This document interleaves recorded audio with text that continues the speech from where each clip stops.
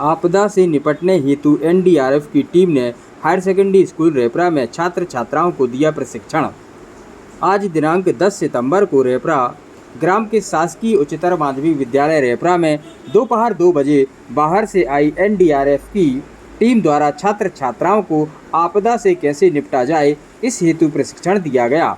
इस मौके पर रेपरा तहसीलदार चंद्रमणि सोनी, विनय गौतम, हल्का पटवारी रेपरा, बालचंद लोधी, प्राचार्य शासकीय higher secondary school Repra, doctor ML Chaudhary, medical officer Repra सहित ग्राम के शिक्षक एवं छात्र छात्राएं उपस्थित रहे। एनडीआरएफ की टीम ने छात्र छात्राओं को प्रशिक्षण के दौरान क्या कुछ बताया, आप भी सुने। वहीं हम आपको बता दें कि आपदा प्रबंधन का अर्थ है कि ऐसे सभी उपाय किए जाने चाहिए जिससे खतरा आपदा का रूप न ले सके। चूँकि हम कई प्राकृतिक खतरों को आने से नहीं रोक सकते, लेकिन जीवन और संपत्ति के नुकसान को कम करने के लिए उचित प्रबंधन द्वारा उनके हानिकारक प्रभावों को कम कर सकते हैं। आपदाएं प्राकृतिक या मानवीय खतरों के परिणाम हैं। वास्तव में वर्तमान खतरा प्राकृतिक आपदाओं से उतना नहीं है जितना मानव निर्मित आपदाओं से है। उदाहरण के लिए सतत शहरीकरण के कारण शहरी बाढ़, खराब जल प्रबंधन के कारण सूखा, तेजी से ढांचागत विकास और हिमालय क्षेत्रों जैसे स्थितिक रूप से संवेदनशील क्षेत्रों में अधिक जनसंख्या बसने से भूकंप और भूस्खलन की समस्या पैदा होती है। जैसा कि आज रेपरा हायर सेकेंडरी स्कूल में आपके द्वारा आपदा प्रबंधन को लेकर के एक प्रशिक्षण दिया गया, कैसा क्या प्रशिक्षण रहा?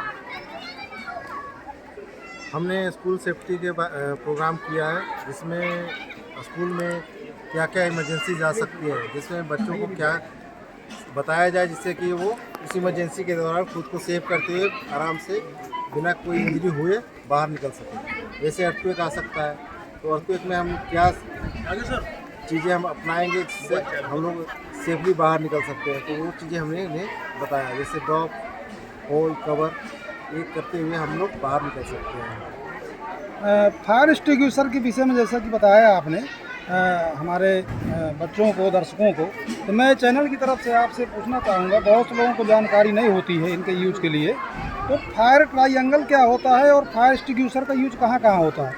जैसे फायर ट्रायंगल, उसमें 3 चीज़ों, कोई भी आग लगने के लिए 3 चीज़ों की जरूरत पड़ती है।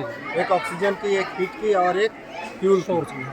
तो सोर्स जो भी चीज़ें हमें, अब उनमें से अगर कोई भी चीज़ें उसे नहीं मिल पाती है तो आग बुझ जाएगी। तो फायर एक्सटिंग्विशर को यूज़ करने का तरीका, एक मेथड होता है पास, P पर होता है pull the pin, A for aim the nozzle, जो नोजल होता है उसे एम करना है जहाँ आग लगे उस साइड में। S फॉर होता है स्टीज द हैंडल, जो हैंडल होता है उसको दबाना है, और स्विप साइड बाय साइड, मतलब जहाँ आग लगे उसे उस साइड में स्विप करना है जिससे आग को बुझाया जा सके।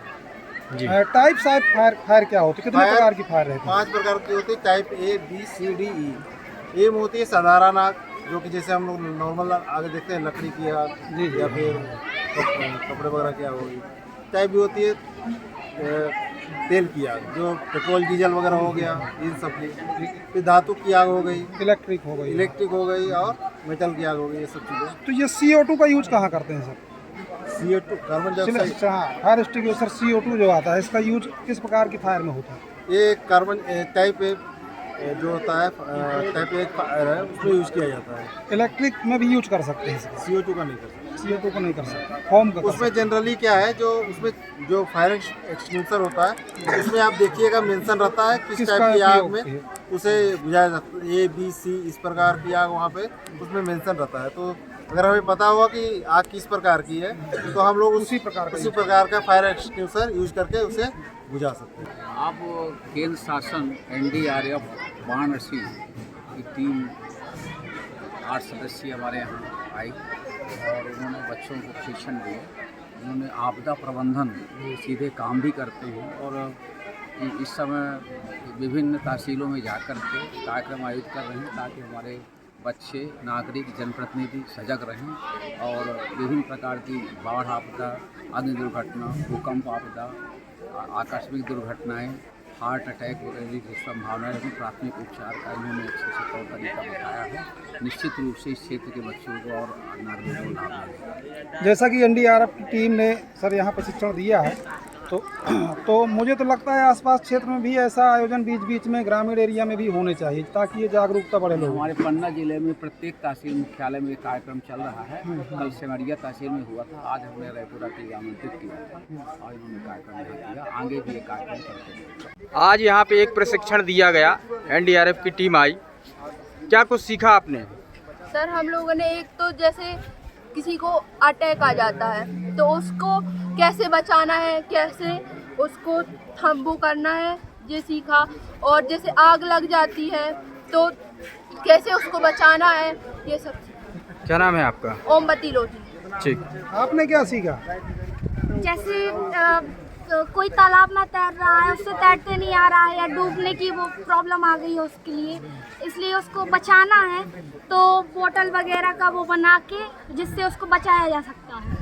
अच्छा। अभी आपसे डेमो भी करवाया था ना, अगर किसी को अटैक आ जाता है कितनी बार प्रेस करना है हार्ट को? उसको 30 बार प्रेस करना है, फिर 2 सेकंड के लिए छोड़ देना है, जिससे मुंह सांस उसके अंदर देनी है। ब्रीथ कितनी बार करना है?